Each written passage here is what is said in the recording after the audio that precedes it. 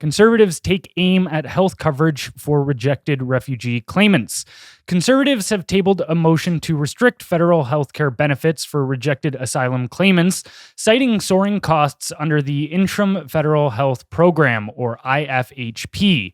Originally designed for refugees fleeing war and persecution, the program has expanded dramatically alongside a growing asylum backlog of nearly 300,000 cases. According to the Parliamentary Budget Officer, IFHP spending has risen from $226 million in 2019 to $1 billion in 2025 and is projected to exceed $1.5 billion by 2030 with 680,000 beneficiaries. The motion would limit rejected claimants to emergency life-saving care, require reporting transparency, and mandate full sentences for foreign nationals convicted of serious crimes to ensure deportation. The Liberals defend the program as part of Canada's humanitarian and constitutional obligations, noting recent reforms, including a copay model and stricter eligibility rules. Critics argue the issues risk becoming political theater rather than policy reform as debates intensify over fairness, fiscal sustainability, and immigration enforcement. So, is this a smart political move for the Conservatives right now? I mean, that's kind of a loaded question, I think, in a sense, because much as I hate to say it, I don't think there's anything the Conservatives can do right now to really make up a lot of ground. So you might as well just tell the truth, right? Like, is it politically favorable to say this? Probably not. And you know why? Because Canadians that vote Liberal pride themselves on their virtuous beliefs, right? A lot of them right now. And they would say, yeah, the humanitarian, the socialist, helping people in need, that is Canadian. That's who we are. That's what we do. And then they'll bitch about their taxes later. But because it comes out of Carney's mouth or the Liberal talking, it's because it's a Liberal talking point, rather, they'll support it. So I think this is a very easy win for the Liberals. It paints Poilievre as this guy that just does not care about people, doesn't care about the fabric of what Canada is and what Canadian culture is all about and why multiculturalism is our strength and how, these people just need a little bit of help to get, to give them opportunity. Like, it's such an easy story. So is it going to be popular for his political career? No. But is it what he should be saying and what Canadians should be doing? Yeah, 100%.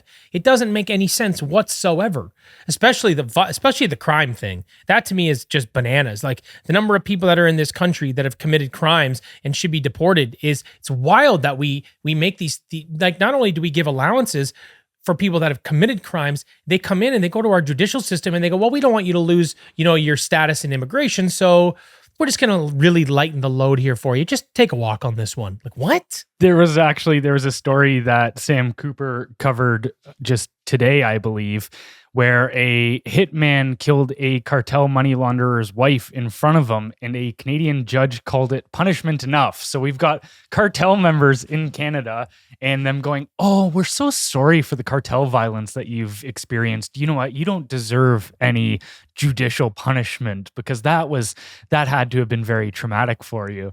And then just cartel member back out on the street. My face right now. I don't know if people are listening to this. They didn't see my face. That's bananas. Yeah. Oh my God.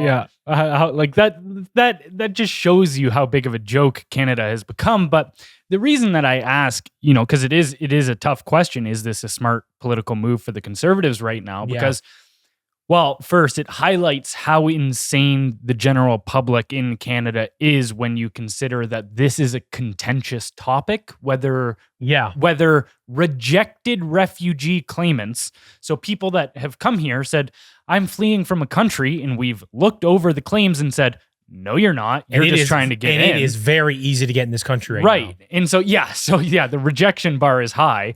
And you think that them trying to game the system, they should still have access to healthcare, even criminals. Like, how? I'm like, what? That amount of quote unquote compassion is just insanity, right? So yeah, it's not even talking about whether they should get access to it while they're waiting or after they've been approved. It's people that we've said you can't be here, and they're like, you know what? Fuck it, I'm going to stay anyway. But here's the challenge you have. So this is actually kind of goes back to our original conversation with media control. This is the problem when you don't have at least semi-equal representation in news and in media, then the other side has no chance of winning any argument whatsoever. because this all becomes about how you manipulate a conversation and get them to support your ideology. And it's very easy when you control every megaphone. It's just really, it's unfortunately that simple. So, it's tough. The reason it's loaded is, the thing is, there's nothing they can really do right now that is a smart political move, because in my opinion, with the amount of time you and I have spent in the independent media space, I really don't think that they can win any conversation in the media. And so if you go against, or you do something that is against a liberal policy, or, which effectively this is, there's really no way to win that argument, because they're going to reframe it and make you look like the bad guy. Well, this is my idea on it, is that you've created an opportunity, in the sense where, just like I was saying, how this is such an absurd thing to be even arguing over, they now have the example as to show where the establishment in Canada is and how insane they are, and they should be using this to put their pedal to the floor, essentially, and go on the offense against that, going, do you see what these people are willing to defend? However, if it is anything like past events where things have become a political firestorm and they backtrack and they go off on their back foot and they go, oh yeah, you know what, maybe we overstepped a boundary there. We were, not that they had ever admitted being offensive, the Conservatives, but they try to get out of the line of fire. Right. Then I think it's a bad strategy if you just poke the bear and then cower. And then run away. Right. Yeah. Well, the problem though is, like, I hear you. Basically, the way I see it is, they might as well, because I don't think it makes a difference. They might as well put their foot down and just say what's right and what people want. I think that's the only way they actually have a chance to win in the future, even, is just being brutally honest. And Canada has to get bad enough, because the thing is, if you end up becoming like conservative light, or a similar version of liberal, but you're wearing the other color, it's not really a big difference. It's like, no one's really going to get behind that and rally for that. You're not going to get the grassroots support you need for the change, I guess is what I'm saying effectively. But I mean, when you think about the Liberals doing something wrong and then being able to spin it in the media and still get away with it, all you got to do is look at Carney being the prime minister right now. Green slush fund, government lockdown, no explanation for hundreds of millions of dollars basically stolen. And then they bake pro-rogue government, appoint Carney essentially, have an election because they knew they could bank against Trump. It works, and here we are. So literally, they stole hundreds of millions of dollars with no excuse, shut down government, appointed their own guy, and then just win another election. So I don't want to sound black-pilled, but it's kind of like, Well, that's why I do think they have to actually go on the offense and play like it's a fight, and they're down on the scorecards, and you've got to clearly win to win. You're not going to be able to kowtow your way into winning in Canada as a Conservative. However, I am of a similar mind to you that the Liberal vote is so locked in within Canada, and the fact that even Carney is polling better now than I think when he first came in. Oh, they're looking at like 186 seats right now. Yeah, they've got like a 12-point lead or something in the most recent polls. But so the fact that, more and more people are getting behind him. Now, what I think is needed to happen in order for Canada to actually change is other countries, not just America, leading the charge on these kind of things, essentially pushing back against the global agenda that's been thrust upon us over the last decade or two.